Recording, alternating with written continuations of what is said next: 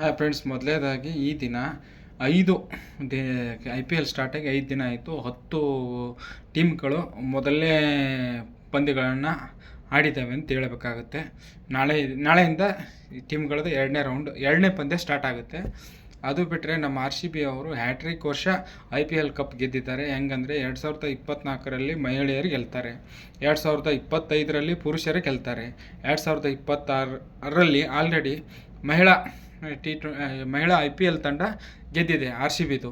ಈ ವರ್ಷ 2026ರಲ್ಲಿ ಡಬಲ್ ಧಮಾಕ ಆಗಬೇಕು. ಯಾಕಂತಂದರೆ ನಾವು ಈ ಸಾರಿ ನಮಗೆ ಗೆಲ್ಲೇಬೇಕು ಅನ್ನೋ ಒಂದು ಅನಿವಾರ್ಯತೆ ಇರಲಿಲ್ಲ.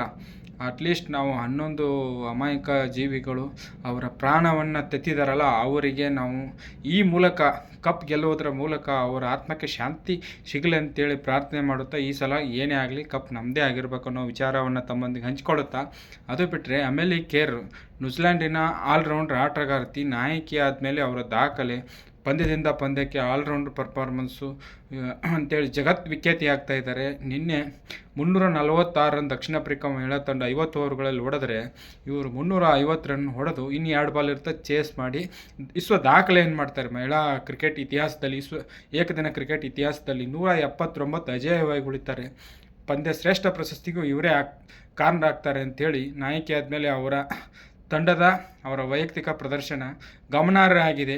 ಸ್ಮೃತಿ ಮಂದನ, ಉಲ್ವಾಟ್ ಅವ್ರನ್ನೆಲ್ಲರನ್ನ ಸೈಡ್ಗೆ ಹೋಗೋದು ಮಿಂಚ್ತಾ ಇದ್ದಾರೆ ಅಂತ ಹೇಳ್ತಾ ಆಮೇಲೆ ನಾಳೆ SRH ತಂಡ ಕೋಲ್ಕತ್ತಾದ ವಿರುದ್ಧ ಈಗ IPL ಪಂದ್ಯದಲ್ಲಿ ಗೆಲುವು ಸಾಧಿಸಲಿದೆ ಅನ್ನೋ ವಿಚಾರವನ್ನು ತಮ್ಮೊಂದಿಗೆ ಹಂಚಿಕೊಳ್ಳುತ್ತಾ ನನ್ನ ವಿಡಿಯೋ ಮುಗಿಸ್ತಾ ಇದ್ದೀನಿ. ಜೈ ಹಿಂದ್, ಜೈ ಕರ್ನಾಟಕ ಮಾತೆ, ಜೈ ಜವಾನ್.